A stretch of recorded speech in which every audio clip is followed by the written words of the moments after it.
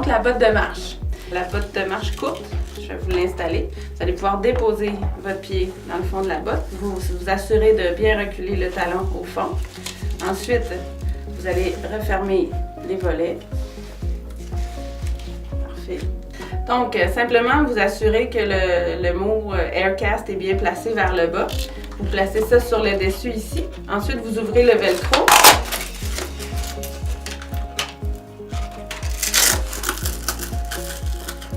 Si c'est douloureux, vous n'avez pas besoin de le serrer énormément.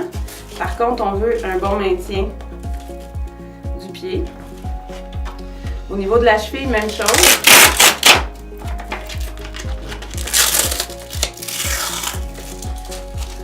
Avec une botte courte, on peut généralement bien serrer au niveau de la cheville.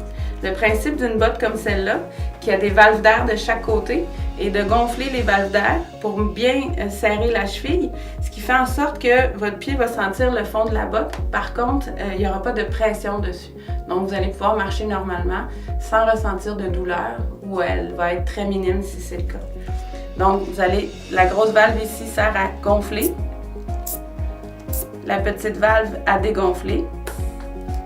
Vous allez donner le nombre de coups nécessaires pour bien sentir la pression sur la malléole, sur la cheville en externe. Il y a une autre valve, donc vous gonflez la valve.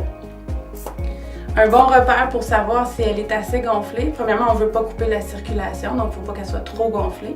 Mais l'idée est de vous lever debout. L'important pour savoir si elle est bien ajustée, c'est que quand vous mettez votre poids tranquillement sur le côté blessé, si vous sentez presque plus de douleur ou pas du tout. Si jamais la douleur est encore présente, vous pouvez gonfler les valves encore plus pour justement augmenter le maintien. Vous pouvez vous rasseoir. Ce qui est important de savoir, c'est qu'il ne faut pas conduire avec une botte Aircast. Deuxièmement, c'est important, si jamais vous devez dormir avec la botte, de dégonfler les valves d'air pour pas qu'il y ait trop de pression sur votre cheville puis justement ça vous fasse des crampes. Une botte Aircast comme ça remplace un plâtre. Donc si vous passez votre temps à l'enlever et à la remettre, le traitement ne sera pas efficace. Vous allez devoir la garder beaucoup plus longtemps pour obtenir le même résultat. Donc il est suggéré de la conserver tout le temps sur vous, à part pour en profiter pour vous laver. Il y a des médecins qui n'exigent pas que vous dormiez avec, donc c'est bien de voir avec le médecin qu'est-ce qui s'attend de vous.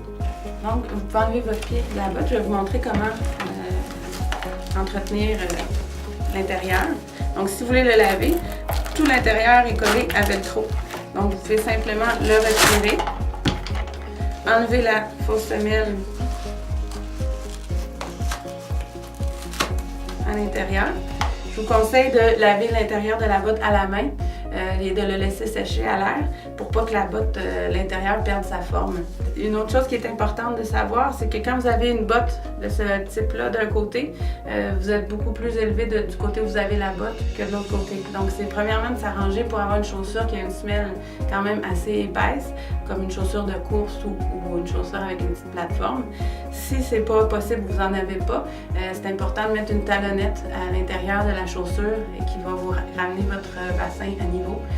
Parce que généralement, ce type de botte-là doit être porté au moins de 3 à 4 semaines, des fois même plus, dépendamment de la pathologie. Donc, vous pouvez vous ramasser avec des douleurs au niveau de votre lombaire à cause de l'inégalité quand vous portez la botte. Donc, c'est important de regarder ce que vous mettez dans votre comme chaussure de l'autre côté ou de mettre une talonnette.